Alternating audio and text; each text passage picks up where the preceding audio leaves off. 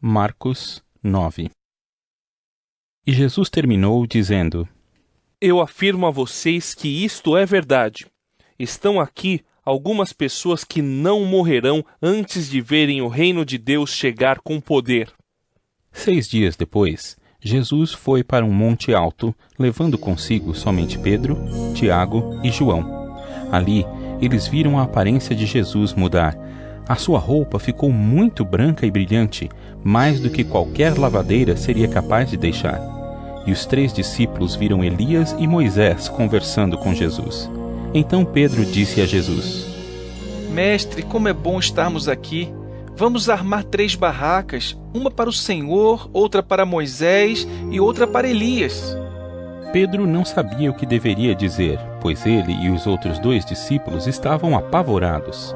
Logo depois, uma nuvem os cobriu e dela veio uma voz que disse: Este é o meu filho querido. Escutem o que ele diz. Aí os discípulos olharam em volta e viram somente Jesus com eles. Quando estavam descendo do monte, Jesus mandou que não contassem a ninguém o que tinham visto, até que o Filho do Homem ressuscitasse.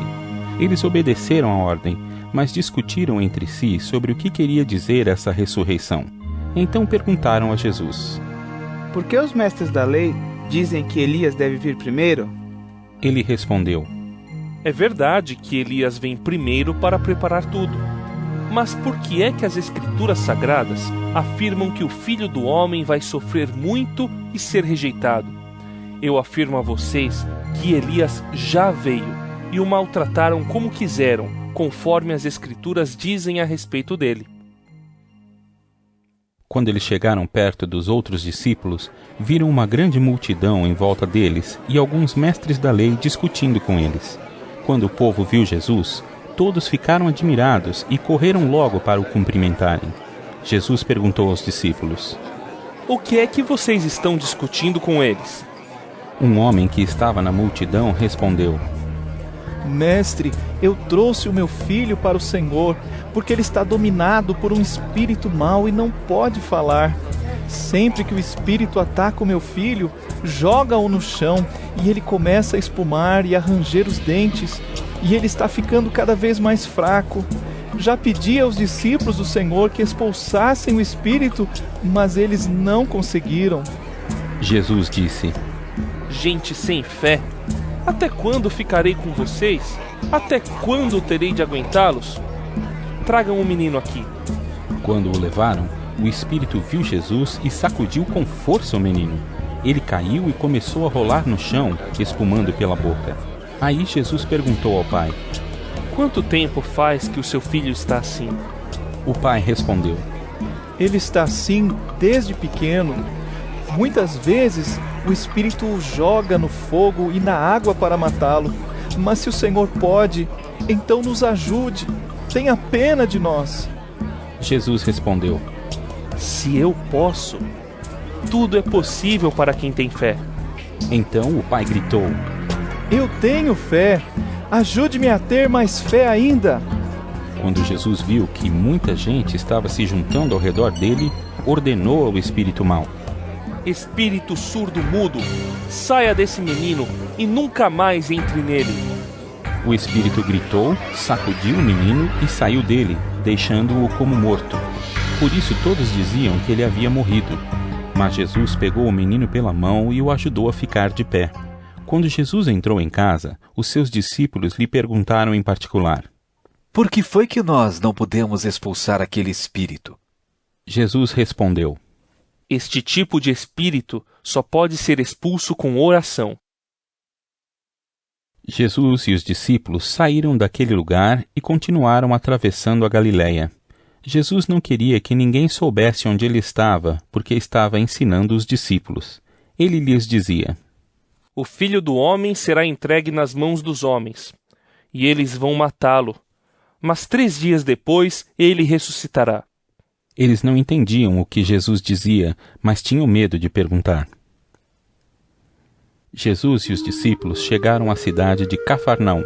Quando já estavam em casa, Jesus perguntou aos 12 discípulos: O que é que vocês estavam discutindo no caminho? Mas eles ficaram calados, porque no caminho tinham discutido sobre qual deles era o mais importante.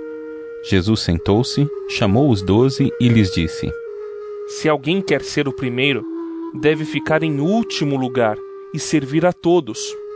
Aí segurou uma criança e a pôs no meio deles, e abraçando-a, disse aos discípulos: Aquele que, por ser meu seguidor, receber uma criança como esta, estará também me recebendo.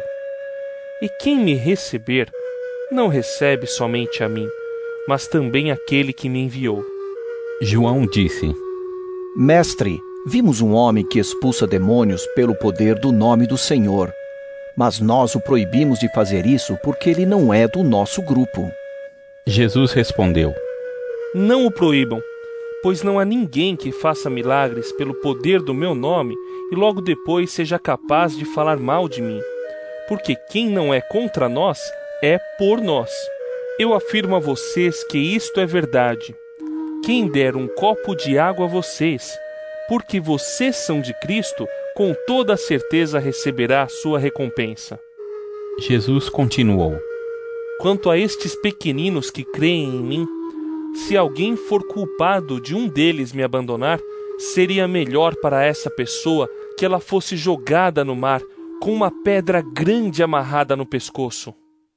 Se uma das suas mãos faz com que você peque, corte-a fora, pois é melhor você entrar na vida eterna com uma só mão do que ter as duas e ir para o inferno, onde o fogo nunca se apaga. Ali, os vermes que devoram não morrem e o fogo nunca se apaga. Se um dos seus pés faz com que você peque, corte-o fora, pois é melhor você entrar na vida eterna aleijado do que ter os 2 pés e ser jogado no inferno. Ali, os vermes que devoram não morrem e o fogo nunca se apaga.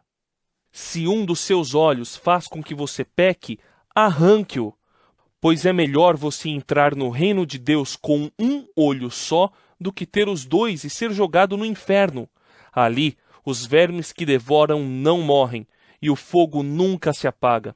Pois todas as pessoas serão purificadas pelo fogo, assim como os sacrifícios são purificados pelo sal. O sal é uma coisa útil, mas se perder o gosto, como é que vocês poderão lhe dar gosto de novo? Tenham sal em vocês mesmos e vivam em paz uns com os outros.